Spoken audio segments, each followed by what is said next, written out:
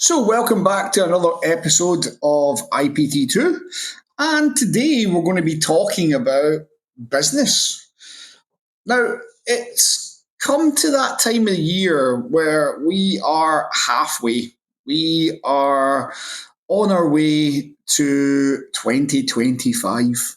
It's bizarre, by the time this podcast comes out, you'll be much closer to 2025 than we were at the halfway point. So we're recording this early July, which already we're after that halfway point, and this will probably come out around about August. So by the time this reaches you, hopefully you will have taken some of the things on board and maybe even done them prior to listening to this podcast. So, business, we're at the halfway point. What are you doing to review your business? What are you doing to say that your business is better this year than last year? What are you doing to showcase that you are in a good position? How are you running your business? Are you running it as a business, or are you just running a diary where you book people in? Have you got any business metrics? Do you have any KPIs, key performance indicators, things that say, wow, you're doing really well as a business? If you've got none of that, you're in a really bad place just now. Because if you don't know what's working, what happens when clients leave you? And typically at this point of the year, this is where, as a personal trainer, you will probably be a little less busy because people don't train as much in the summer. They tend to take holidays. They tend to spend money on children if they have them. They tend to spend their money elsewhere and not on personal training. Other things become priority, maybe doing the back garden up or uh, seeing relatives or a whole number of different things. Let's be honest. The client will come up with a plethora of different excuses not to do personal training. Or sometimes they will just say they're not doing personal training because they need to save money. So you might find yourself with a little bit of time on your hands. And this is where we need to start looking at your business. Maybe even forecasting ahead, planning ahead. Now, we did a podcast last year where we gave ideas about Halloween because it was coming up. But really, as a personal trainer, if you're aware of the peaks and troughs, the seasonal way that people train, you will then understand that you've got a peak coming up. It's not far away. The peak is September. We know this because this is where children go back to school across the country. Or in Scotland, where we are currently, they are already back, and adults, the parents, are settled back into their jobs. They're back in a more consistent routine. And with that consistent routine, a lot of the time comes the ability to be able to train again. So you will see an influx of people. You then have people who go to university who maybe during the summer left the city that you currently personal train in and went back home. And now they're coming back. They want to train again. Maybe they're first time people. Now, what I mean by that is just new students coming to a university, the first years. And they could be the people who are going to be your next clients as well. But what have you got in place to attract them in? What are you going to do to attract them in? Have you thought about anything marketing wise that you're going to do apart from a few posts on Instagram that will get you the clients you need? Probably not. I'm going to guess not. So, if that's the case, this little bit of extra time you have should not be for going shopping, should not be just for holidays. And by all means, if you're going to take a holiday, it might be well deserved. But if your business is not where it needs to be, you have to get your business head on, get your business cap on, make sure that you are starting to get things together that will benefit your business in this next busy period. Now, typically, August, we will start to see a pickup. We will start to see students coming back into cities. We will start to see adults going back to work, children going back to school, importantly, so the adults have more free time. We will start to see people want to get ready for Christmas. Now, that might not be in the forefront of their mind, but really, people they tend to do things because they want to maybe look good for people when they go back home. And what better time to start that than a few months before they go back home to wherever it is at Christmas time? So there's all sorts of different reasons that people might start to train with you. There might be your speciality, as I just mentioned. It might be weight loss, it might be muscle gain, it might be confidence, it might be nutrition, it might be X, Y, and Z. But really, what have you put in place to get these people into your business? So, yes, go and look back at the past 6 months. What have you done? Have you done well? How did you do month per month? Have you tracked it? Do you know where you get your clientele from mostly? What things benefit you if you do more of them? And you can forget about doing if it doesn't work. If you've not got any clients from using your social media, why the hell are you posting every single day except to stay relevant? If you're not getting your customers from social media, why do you spend 2 hours a day doing your posts on social media? Could you use 2 hours a day to maybe look at having an extra class or an extra coaching service in the gym that you are based at?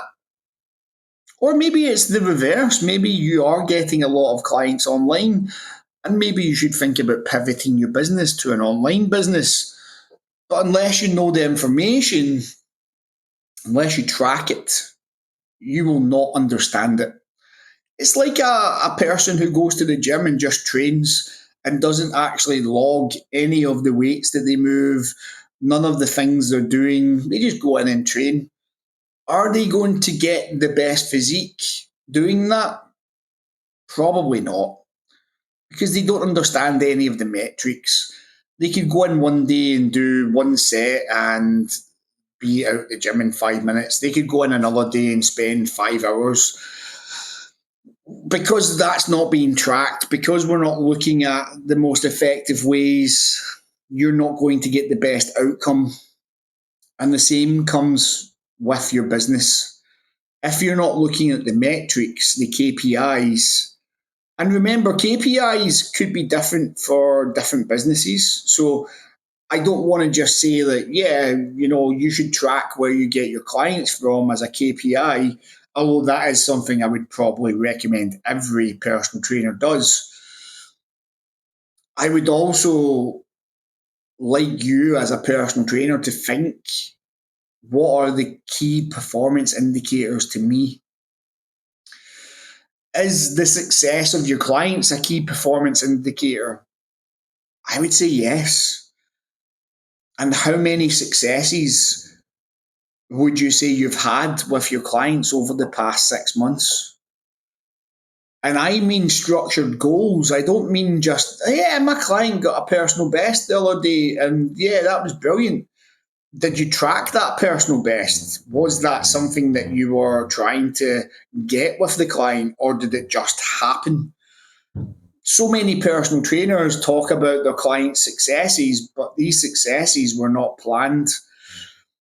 If you're utilizing SMART goals properly, you should have a set of structured success goals for your clients, and then you can see if you've been successful or not. Because if you've hit those goals with your clients, you've been successful. If you haven't hit those goals, well, guess what? It might not be just you're to blame, but you are part of it. So you need to track these things to understand how well you're actually doing. And sometimes that's humbling for a personal trainer to hear that. So if you're one of those people, great. This is something to take on board and not see as a negative, but as something to action, something to go and do something about it. Because your business could be at jeopardy. You could be doing better, but you're not. You might feel like you are doing good, but are you? And that's really the question that so many personal trainers don't answer. And let's be fair, if you understand the fitness industry, we know come November, December, the fitness industry will go back into what we call a trough.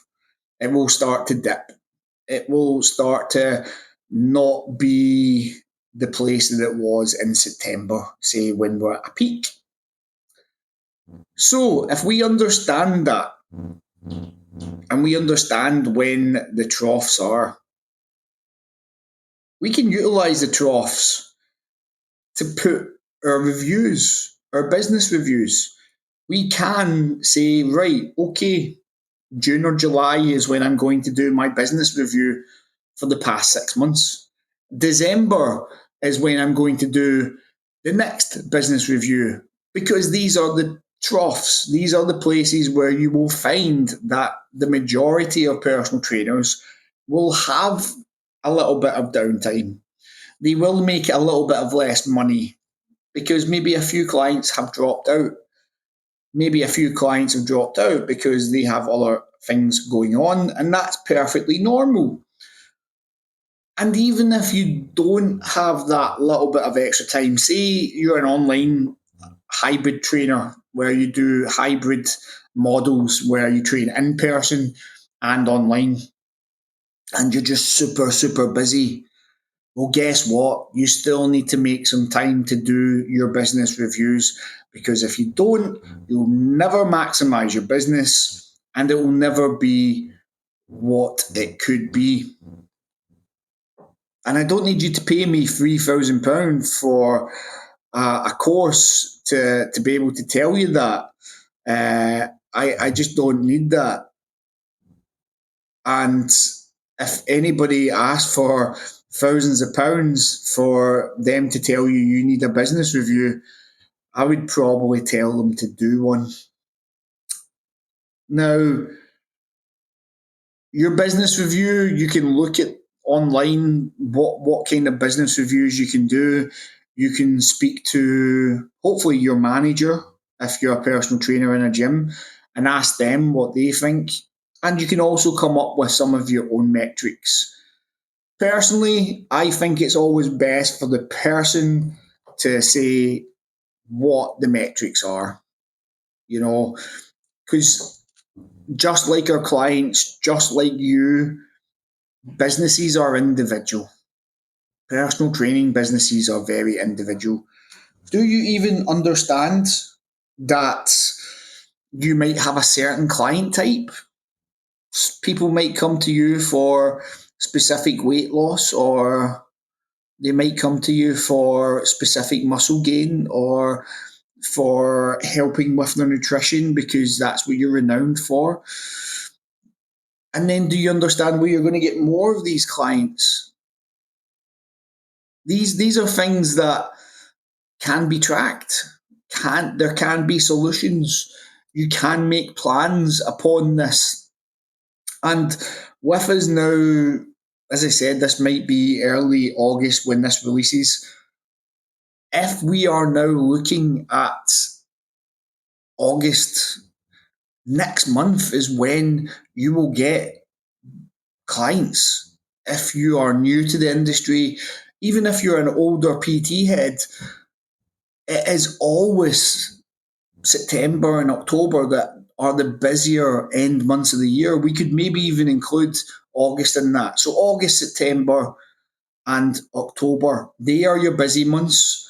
November, December, we start to go into that trough again. We see the dip. Come the middle of November, your business will have dipped again. And even if it hasn't, and even if there is a lot more going on, which I really hope, but the evidence always predicts that there is a trough in people's business because there's usually a drop off in the gym numbers as well. These are just things that happen as part of the process throughout the year, the seasonal kind of way that people work out, as I said before. So, what are you going to do? That's the question. In this podcast, we can give you many ideas, but we need you to ask the questions. What do you need help with? What solutions are you missing? What things or key elements do you need support in? And once we know that, we can bring you the best information. We can have that chat. But first of all, our question to you is what are you going to do to make sure that you are successful in this coming September? So, till next time, guys, I hope you do well. I hope you take that question on board. And if you want to write any comments in, please do so.